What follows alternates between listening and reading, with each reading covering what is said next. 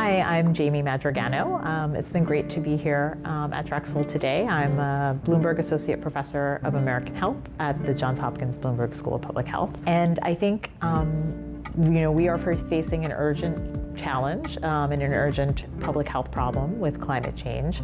And it is important that we continue the research and the work in this area. I think there are several things that we can focus on to continue to do that. One is there's a lot of work happening around climate adaptation and mitigation locally.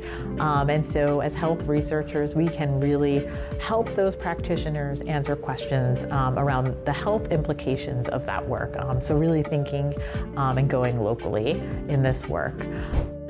I think it's also very important to think about the larger systems and structures that interact with climate hazards and climate-sensitive health outcomes.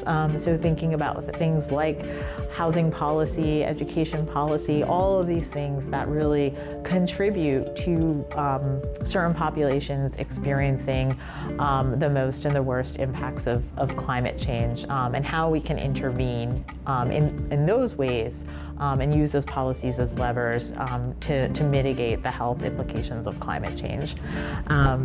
When we're thinking about that, it's also important to think about implementation of those solutions and what may be barriers to uptake of the different solutions, unintended consequences that might occur. And we can do this by really engaging with communities and affected populations as well as policymakers. And I think that brings me to the final point around research translation, which I think is really key to all of the work we do and ensuring that it has an impact. So really talking to different types of actors, whether that's policymakers, whether that's community members, and thinking about from the beginning how we want to translate the findings of our research and what types of communication products or tools can be most useful in that effort.